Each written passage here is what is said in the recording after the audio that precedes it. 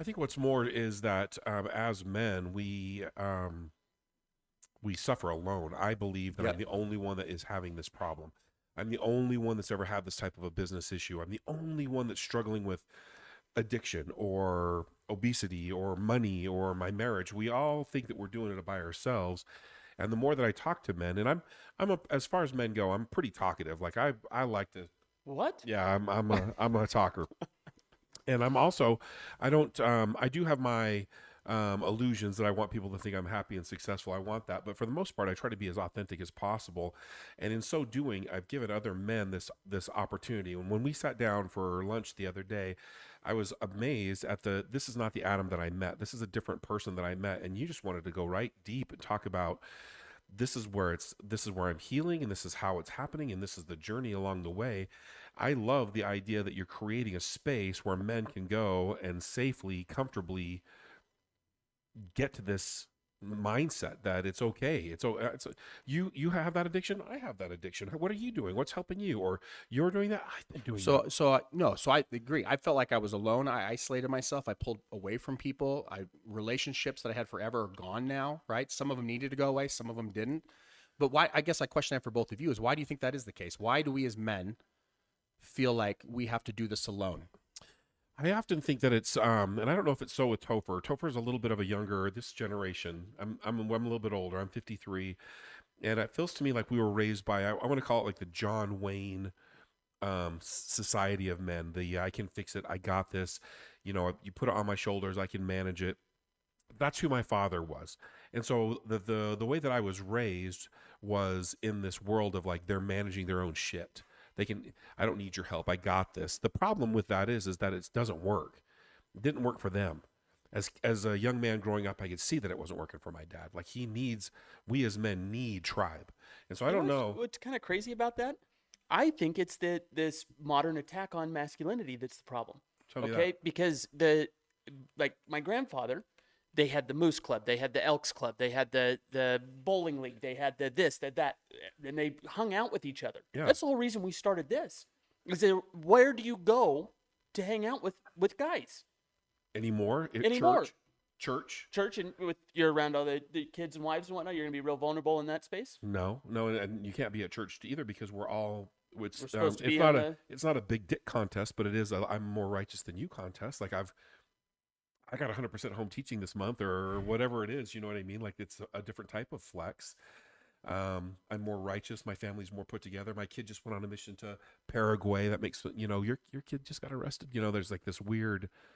You're right. That's not a space, but I just think it's more of the digital space. People are working behind screens. They're working in cubicles now. You can pin that back to the 90s. And then the slow attack on masculinity. I think that guys, we used to work together, shoulder to shoulder. yeah, And so you would get a lot of that throughout the day. And by and large, people don't do that today. huh? And So we have to manufacture places for men to be vulnerable, to express this stuff, to talk to one another. or just to be. I don't want to even be vulnerable. I want to go throw the frisbee with a buddy and talk about my kids or your kids or like it doesn't matter. It doesn't matter. I can't have this conversation with my wife. I can't have this conversation with my children. Yeah. And who else would I'm going to have it with? I think that's a really good point. We don't have bowling leagues No. and I think there are some men that do things that are involved, but as a whole, as a Well, they're culture, little cliques. See, They're little I would even cliques. say, like, I mean, when I hear you say like men working shoulder to shoulder, I'm picturing like, on the I don't farm. know, like, yeah, on a farm, like blue collar, right? Yeah. The Yeah. boys together Make doing it a stuff like mind. that, right? And of course, there, with technology and society, and like as we advance as an economy, I mean, obviously there's less and less of that because of technology and efficiencies, right? But I look at that. If you look at that pool of men, right, that are in that rubbing shoulders, I don't think they're just because they're together, they're opening up and sharing their feelings either. I mean, because again, I think society, we've been programmed, like you said, like to not share our feelings. I remember if I cried as a kid or even as a teenager, Yeah. my dad would like Knock get a it hold off. of yourself. Yeah. Like it's not okay to show emotions. Yeah. It's not okay. And of course, there's a point to it. It's like with my kids, like I want my kids to be open. I want them to cry. I cry in front of my kids sometimes, and it's like I want them to see all of me because I think we as kids, we put our dads on a pedestal. It's fascinating because I started to work with my dad, and my dad had a ton of reservation about me working with him, and he said something I'll never forget. He goes, "You're going to see another side of me, and I don't know if I'm ready for you to see that." I didn't know what that meant. when we started to work together, I'm like, oh, wait a minute. Who's this man? Superman, who I'd put on a pedestal, has his imperfections. He has his insecurity. I saw it all. I saw a completely different side of my father. And it like clicked years later. I'm like, I know what he was talking about. Like, he didn't want to see this other side of him, right? That he could quote unquote hide in, or this work side, these insecurities are pushed away. I never saw that. I mean, I didn't recognize it as a kid. Yeah. And what I've tried to do because of that with my own children is I'm really open with them. I'm like, I don't know what the hell I'm doing. Like, I don't care how many parenting books you read. I don't care how many kids you have. Like, it's on the job learning, and you're still learning. Yeah. And every one of my boys, I parent them differently because one message that resonates with one Yeah. doesn't resonate with the other. Yeah. Take my phone away, Dad. I don't care. Where the other one, it destroys them. Yeah, Or, they're all different. So it's like we're figuring it out as we go. And I have found, like, we are so close. We have such an incredible connection. It wasn't always like this. But we are so close because of the openness and the safety that we created. Like, you can say whatever you want. You can do whatever. I mean, there's consequences, but like, so let's just be honest and let's talk through things. And I wasn't always like that. I mentioned in the beginning, I went through a divorce, and it's like filled up at work, not wanting to come home. So I was there physically, but emotionally and mentally checked out on my kids For a long time. a long time. And of course, I'm insecure. I'm morbidly overweight. I feel like shit about how I feel about myself. My marriage isn't working. I mean, all these areas of my life at home, I didn't want to be there. I didn't feel like shit. I didn't know what to do with it. And I projected that onto my kids. So for years, my kids, as their father, got this ornery, irritable guy that was just checked out, and it took some real looking in the mirror and owning my shit and realizing that if I want things to change in my house, I have to change. I mean, that's the biggest thing with my message with men today is, look, it's so easy to point a finger. Trust me, with everything I went through, I can point a finger. That's the easy way. Blame, right? But if we can look ourselves in the mirror and own our shit, I truly believe we can have anything we want in life if we're willing to look at our own shortcomings, our own insecurities, and own it, and then make the adjustments and the changes necessary to move forward. Otherwise, I mean, you're going to be snagged. And if your relationship sucks, well, you're the common denominator in all of it. Yeah. That's my favorite thing about ownership. What you're actually saying by taking extreme ownership is that you have the ability to do something about it. There's something powerful about that. You go from that victim mentality, like, it's because she's a bitch. No, it's because I'm on my third wife, and the common denominator in all of those relationships has been the same. What is that, Rob? Rob. And once I realized then I could start working on fixing that. It's just some basic little things about assuming my own happiness and letting her work on her own happiness. And I'm not responsible for how you feel, and all these little lessons that I learned along the way. But at the end of it, it was, what's mine? What can I fix? What can I do better? If I can be a better Rob, then I can be a better husband, a better father. And then she'll meet me and usually exceed me. Women usually bring more to the party every time than we do. And so I come in at 97% and she shows up at 125, and it just is how it is. And so once I learned that and started taking responsibility, which I still have to do, that's my question that I'm going to keep on asking you, Adam, is how do you keep in this place? Because it's easy to get back into the illusion of, well, we're all good here, let's get back to work as normal.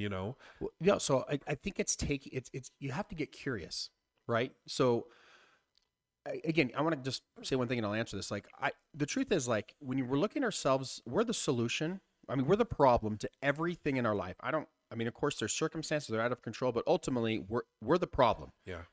It's a mind fuck. But on the flip side of it, we're also the solution. And when you can look at every challenge and problem and actually reflect back on yourself and like, what am I doing or not doing that's serving me?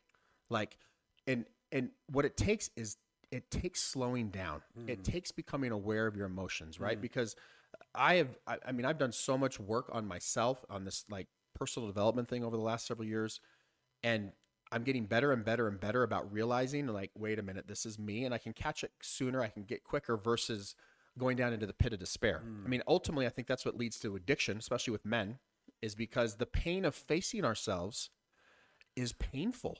It's a buffer then. It is. Well, and to me, addictions, there's something, we're out of alignment somewhere in our life and we don't want to deal with it. And again, our subconscious side of us is programmed to keep us safe. So if there's a part of us that wants to keep us safe, like, so for example, for most of my life, food was the drug, eating was the addiction, right? So in an unhealthy marriage, not knowing how to manage all this, all the stresses of life, food was my go-to. You're feeling stress, food. Food, happy Food, angry, food. It didn't matter what it was. It was always food. And I had moved out of my house. I moved into a new house. We're going through the divorce, and my ex-wife, which we're even before this podcast, had a great. We were just talking literally about why our marriage didn't work, and we're talking about marriage. I mean, we're in a great space. We're great co-parents. We're way better friends than we are husband and wife. But she called and she lit me up, and I don't even remember what it was about. But I was so triggered that I just started eating. I went into a trance. Because remember, that's my go-to. I didn't know what to do with the emotions. I didn't have the skill set or the tools to be able to manage them. So I just started eating. And then to make things worse, I DoorDashed even more food. So While you were eating. oh yeah. So I'm like, I'm out. I still can't. Emotions are still there. I don't know what to do with it. I can still feel. Yeah, because my go-to was I wanted the pain. I wanted it to go away. So food or alcohol or drugs or internet or porn or it doesn't matter. Everybody's addicted. I believe everybody's addicted to something. Yeah. Right. But in that moment, literally gorging myself to the point of uncontrollable crying. And I sat there and I told myself, I'm like, this isn't working. I can't. The pain of what I'm feeling right now far exceeds the unknown of actually starting to eat healthy and learning to manage my emotions. Choosing your heart. Yeah. And so but it took, and I don't think I'm unique in this, but it took me getting to rock bottom, literally physically, to like, okay, it's time to change. What I'm doing is not working. Yet in my head, all this time, I knew it wasn't working, but it was comfort. It was the norm. It's weird because I was never comfortable being nearly 350 pounds. I mean, I never was comfortable in that space. Yeah. Yet I found comfort in it because it was my norm. It was my baseline. So whatever our baseline is, right, wherever we're functioning today, and we all have baselines, right? We have baselines in our relationships. We have baselines, financially in every aspect of our life. So whatever that baseline is, that's the comfort, right? So our subconscious, that's the baseline. So when we want to elevate our lives, whatever that looks like. So if I want to lose weight, that's a form of elevation and taking care of my health. My subconscious, my default is like, nah, this is uncomfortable. We're not going there. This isn't normal. This doesn't feel right. And there's part of us that wants to pull us back down. Same thing with the relationship. My tendency in my marriage was to avoid. I don't want to deal with this. I didn't know how to deal with it in the first place. And it's like, I'm not getting what I want. So I'd rather just avoid, numb, and check out. Well, the truth is, it takes having harder conversations and working through stuff. And then all of a sudden, as you work through the hard, as you work through that uncomfortableness, all of a sudden it's like, oh my gosh, there's light on the other side of this. See, I don't believe light and dark are separate. I believe light's found in the dark. Of course, they're two different things. But if we really want to try and find true light, we want to truly up level and have literally transformational change in our life. That transformation is found in the dark. It just has to get dark enough. And unfortunately, most people want to stay in that. And it's just light enough. It's not too dark. And they get comfortable. Right. And they get complacent and they coast. Yet most people that are in that live a life of, I didn't do enough, a life of insecurities. I could have done this. And so they live a life of shoulda, woulda, coulda. Even more, I think that's the beginning of a crisis. And the crisis is all of a sudden, how did I get to be 350 pounds? How am I married to this terrible person? How are my kids, like, I don't have a relationship with any of my kids. Like, you have this moment of like incredible clarity where you're like, how did I get here? And I think that's the midlife crisis, is living in this numbness until you realize you're in it. Because we're coasting so much, we're so comfortable. We're fish swimming in polluted water. We don't even know. And then we get into that clear stream and you look around for a second, you're like, whoa, like I have a choice here.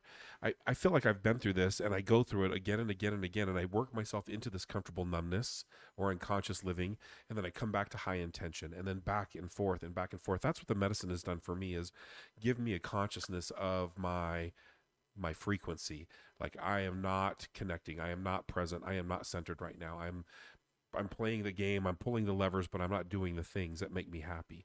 And I think it's interesting that your journey, as you're making this becoming conscious of it, and you discover this unhealthy marriage, unhealthy body, maybe even unhealthy spiritually, and unhealthy relationship with your kids, all of it comes in at one time, and you have like this. It's a crisis, and I think a lot of men have had it or are on their way to it, or they just left it and they don't know what to do with themselves about it. It's happening a lot. No, for sure. And I think I'm glad you brought this up too. What's coming to mind is like New Year's resolutions, right? We live our life a certain way, and then it's like all of a sudden January 1st, I'm going to eat, let's say I'm going to eat healthy. I'm going to do all these things that I Gotta go haven't to the been gym doing 6 for, times let's a say, week. for 40 plus years, Yeah, right? And all of a sudden in one day, I'm going to do it all. Yeah. And then, so the reality is when we set these goals out for ourselves, more often than not are unrealistic, right? And I think the most the most sexy, attractive quality that any man or woman can have is confidence. Like, and the number one way to build confidence is to keep the commitments you make with yourselves. Period. Does that sound familiar? That's a good one. Yeah. You know, so for example, if I set out, I'm going to do these 10 things starting January 1st, and I do 10 of them day one, I'm like, oh my gosh, I did it. And then the next day, it's like I did 9. You know, and all of a sudden, I think statistically, 90% of people that had set New Year's resolutions by the end of January are already off the bandwagon. Yeah. Yeah. You know, and the problem is, it's like we're setting ourselves up to try to do too much too fast. So the what I have found, again, right, you mentioned crisis as far as kids and marriage and money, all the things. It's like if you try to tackle all that at once, more often than not, you're lose. gonna lose, and you're gonna actually fall lower than you were before. Right. So it's picking one thing, and it's making micro changes that then have, this macro effect. It's the ripple effect. So, it starts with a little ripple, but before you know it, it's the 6-foot wave. Yeah. Once you start doing it and being consistent and making consistent daily micro changes in your life is how you do it. If you try to do it all at once, I'm telling you, more often than not, it doesn't work. You'll lose. Have you read The Compound Effect? Oh, yeah. They go into that in such great detail, and the way that he lays it out in such a way that it just is these little tiny executions of success, just a little wins throughout the day. I love that book. It's been a really good one for me. Real popular today is like, again, I've gained and lost enough weight over the years. I say this all the time. I could go on Oprah, right? Literally, 100-pound swings either way. And so, but I love a challenge, right? And I always like, I can do this. Like 75 hard is really popular today, right? Right. I love it. I love the concept. I love everything around it. Anyone can do anything for 75 days, even as difficult as that happens to be. Then on the 76th day, there's this mentality. I watched a ton of people do it. The weight they lost, the muscle they gained. I've seen this happen more often than not, that they actually go back to where they were before. Or worse. Right? And I was the king of that. It's like, oh yeah, I have a destination. I'm training for this race. I'm going to do this. I'm going to do that. I hit that goal. And then it's like, but I didn't make lifelong changes. I didn't make transformational behavioral changes. And I believe everything we want, whether it's money, relationships, physical, all of it, all comes down to the stories we're telling ourselves, and it's controlling the mind. The mind is, more often than not, for all of us, is on autopilot. And when you can get it off autopilot and live more of a conscious life versus an unconscious life, that's where magic happens. That's where the freedom to do everything you possibly want to do is getting your mind right. Yeah. Yep. Rob, why would somebody want to watch this podcast? Why wouldn't you? We have a good time. You're going to learn something. And by the way, it's awesome. You should click it. You should watch it. Thanks for tuning in. Subscribe right now.